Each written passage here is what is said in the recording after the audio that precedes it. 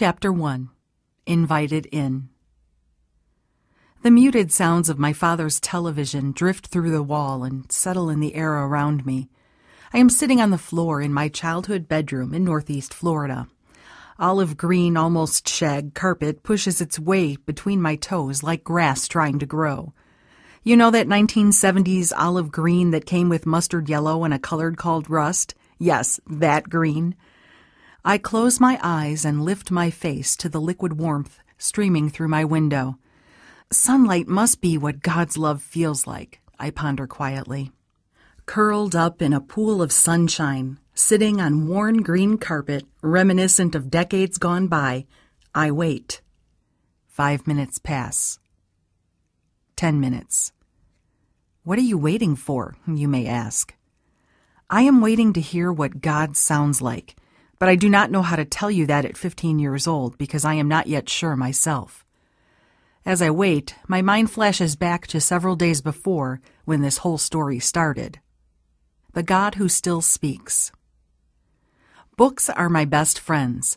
They are safe and somewhat predictable, adventurous and mysterious, all at the same time. A good book can transport you clear across the world in the blink of an eye. If your world needs transporting, as mine sometimes does, books are very good friends to have. But for all my travels through their pages, part of my heart still cannot escape the desperate desire for something more.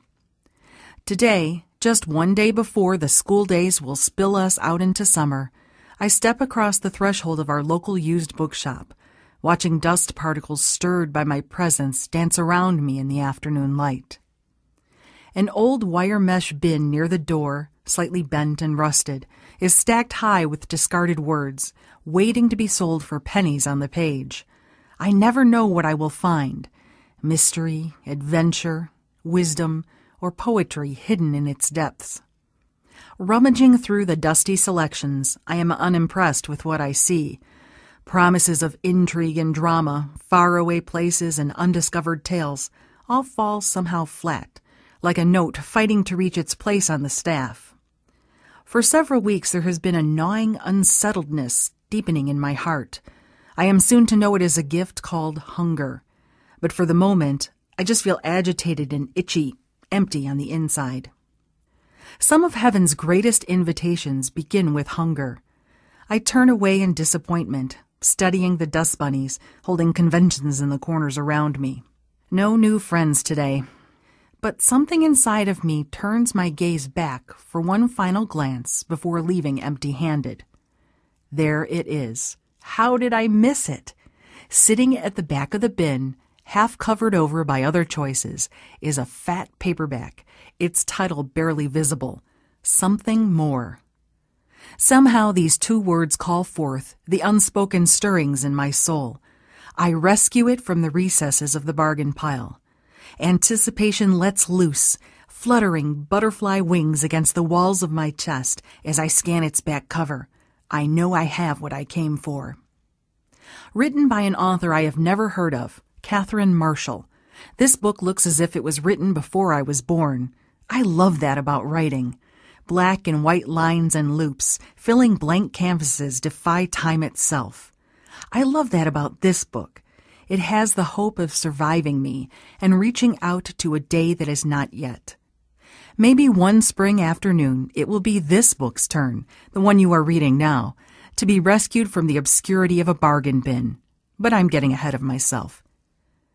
For several days, Something More sits quietly on my dresser. Its slightly yellowed, dog-eared pages watch me come and go.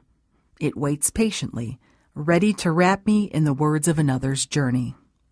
It is the story of one woman's walk through love and loss to be embraced by grace. Chapters melt away before me until one small paragraph arrests my attention. It is almost an aside, and oh, by the way, I am so grateful for the asides of life. The author mentions ever so briefly her writing down in a notebook what she senses God speaking to her. Even the syllables of those few lines explode, ricocheting through my spirit. Could it be? Can it be true that God is still speaking now? I flipped to the front page to see when the book was published. Wow, God, I thought. She was alive in the 1970s. We are in the 1990s. That was only 20 years ago. You must still be speaking. And if you would speak to her, surely you'd want to talk to me too. I grab a blue ballpoint pen and an old spiral notebook, half filled with last week's biology notes. I am determined, impetuous even. Resolutely, I plant myself on that olive green carpet and say, Jesus, I want to hear your voice, and I am not moving until I do. And so my daily journey with the God who still speaks begins. Was that me or was that God? This resolute declaration of my heart starts me on a trail of learning about how God speaks. Sometimes he speaks with words. Then there are times he communicates in ways that seem to utterly defy them. The adventure comes in learning how to receive all that he is saying in all the ways he says it. So here I am, sitting on my bedroom floor, listening to the muffled sounds of a fight scene echoing from my father's TV across the hall. I meant what I said. I am determined not to move until I know what he sounds like. Armed with pen and paper, I am ready to record whatever he might choose to share. I wait. It seemed to work for Catherine Marshall, so why not Michele Perry? I wait 5 minutes.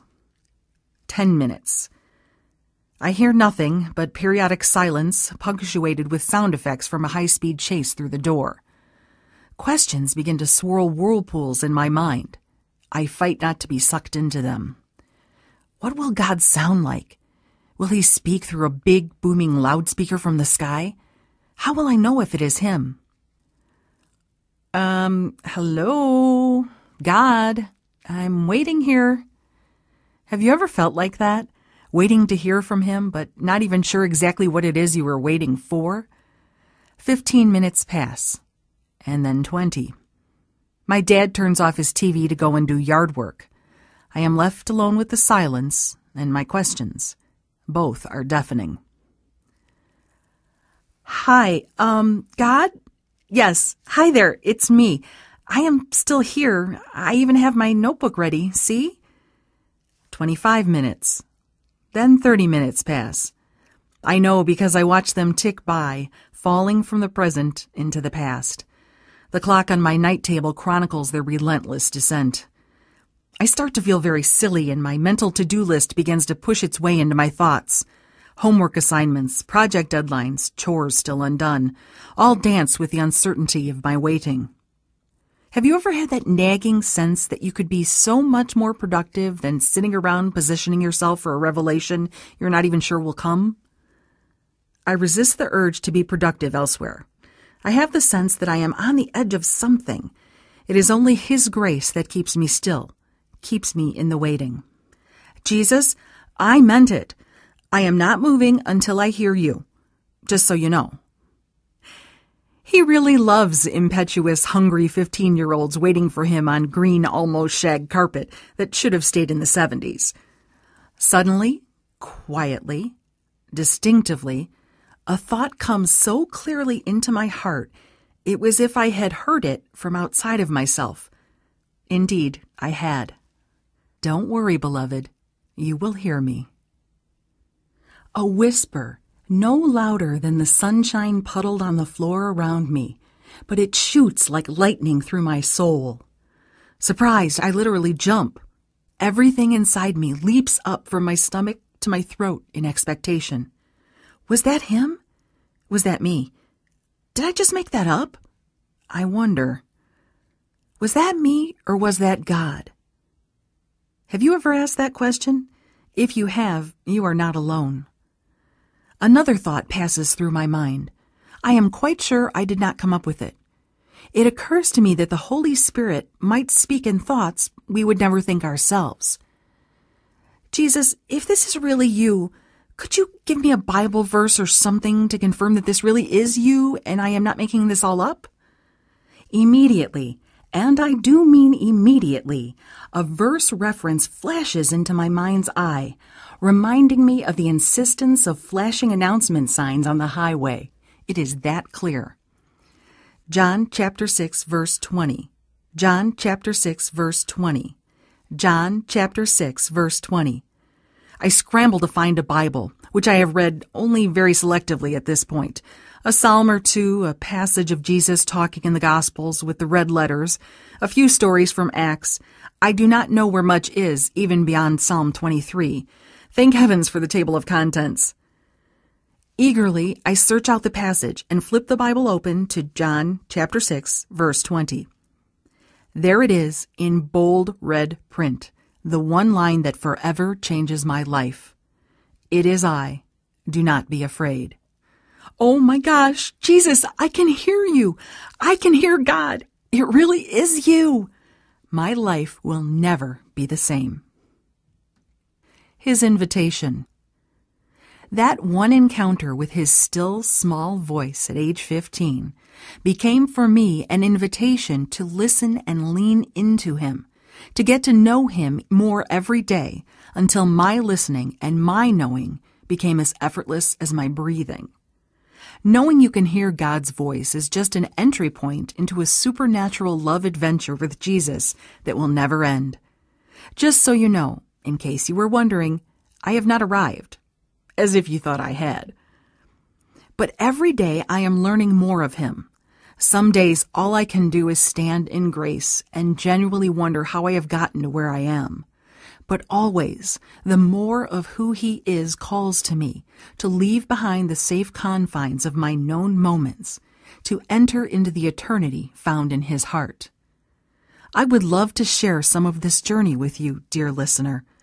Shared journeys are gifts of grace in a too often solitary world.